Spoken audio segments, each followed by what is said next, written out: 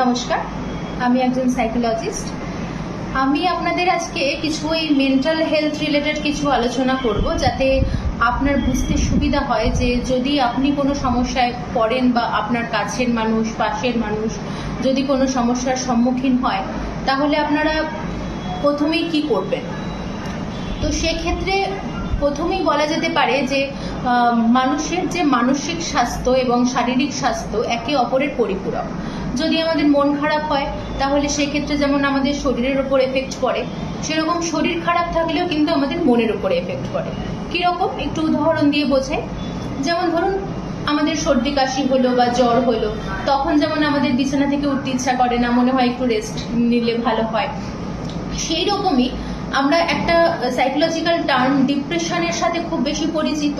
তো ডিপ্রেশন হলেও কিন্তু মানুষ নিজেকে খুব গুটিয়ে রাখে, ঘর থেকে বেরোতে ইচ্ছা করে না, কারোর সাথে কথাবার্তা বলতে ইচ্ছা করে না, এরকম কিন্তু হয়ে থাকে। তো এবারে আমাদের দেখতে হবে যে কোনটা ডিপ্রেশন এবং কোনটা স্যাডনেস, দুটোর মধ্যে কিন্তু ডিফারেন্স আছে।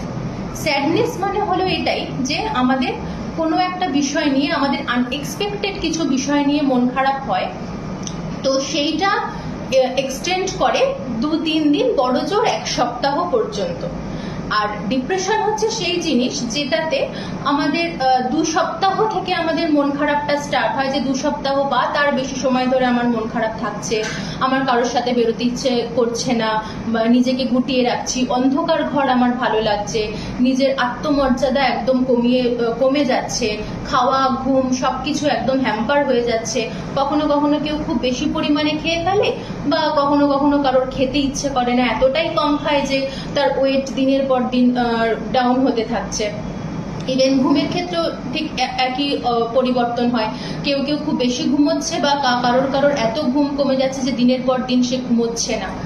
এরকম হতে হতে তার লাইফ সম্বন্ধে এতটাই একটা ফ্রাস্ট্রেশন তৈরি হয়ে যায় যে সে আত্মহত্যার পর্যন্ত চেষ্টা করতে পারে। তো সেই সময় তাদের ট্রিটমেন্টের দরকার এবং যথেষ্ট উপযুক্ত একজন ডক্টরকে দেখানোর দরকার। তো সেক্ষেত্রে কিন্তু আমাদের যে ওই কেমিক্যাল ইমব্যালেন্সের জন্য এই সমস্ত ঘটনা ঘটতে থাকে, তো সেগুলো কিন্তু ওই অ্যান্টি ডিপ্রেশন ড্রাগ নিলে সেই জায়গা থেকে আমরা বেরিয়ে আসতে পারবো। আমাদের কিছু ডেইলি লাইফ অ্যাক্টিভিটিস থাকে, যেই অ্যাক্টিভিটিস গুলোর দ্বারা আমাদের স্ট্রেস, অ্যাংজাইটি, ফ্রাস্ট্রেশন এইসব জিনিসগুলো বেড়ে যায়। তো তার ফলে আমাদের অনেক ধরনের হতাশার উৎপত্তি হয়। তো সেই হতাশার কারণে আমাদের personal life, professional life, social life এগুলো কিন্তু সব হ্যাম্পার হতে থাকে। যে আপনি কাজ করতে যাচ্ছেন, তখনও আপনার এতটা মন খারাপ লাগছে যে আপনি কাজে ঠিক করে মন দিতে পারছেন না।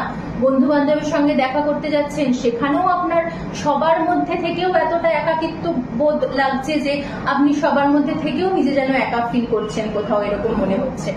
আবার কোনো কোনো ক্ষেত্রে সোশ্যাল লাইফে কোনো সোশ্যাল গ্যাদারিং আপনার পছন্দ হচ্ছে না, মনে হচ্ছে যে নিজে একটু আলাদা করে থাকলে ভালো হয়।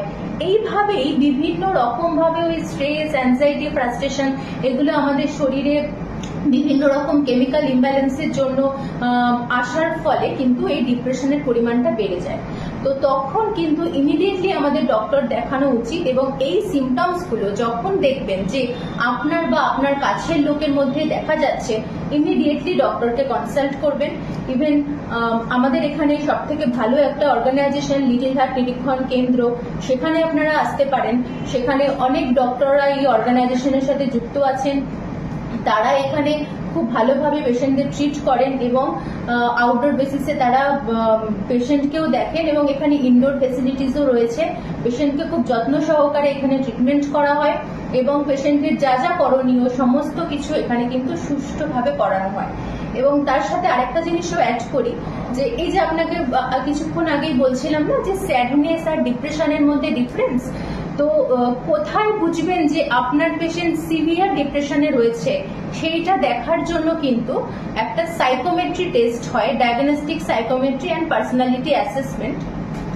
সেটিও কিন্তু এখানে আউটডোর বেসিসে করানো হয়, এবং সেইটার মাধ্যমে আমরা দেখতে পারি পেশেন্টের কোথায় কি সমস্যাটা রয়েছে এবং কেন পেশেন্ট এরকম প্রবলেমের মধ্যে দিয়ে যাচ্ছে, তার কি মানে ভিতরে কি সমস্যা চলছে যার জন্য তার ট্রিটমেন্টটার দরকার, সেগুলো কিন্তু আমরা খুব ভালোভাবে বুঝতে পারি এবং পেশেন্টকে একটা সুন্দর ভবিষ্যৎ আমরা দিতে পারি। তো সেই জন্যেই আপনারা আসুন, এই অর্গানাইজেশনের সাথে কথাবার্তা বলুন এবং এখানে যদি পেশেন্টকে রাখেন তাহলে মনে হয় আপনার পেশেন্ট খুব ভালো একটা ভবিষ্যৎ দেখতে পারবেন। নমস্কার।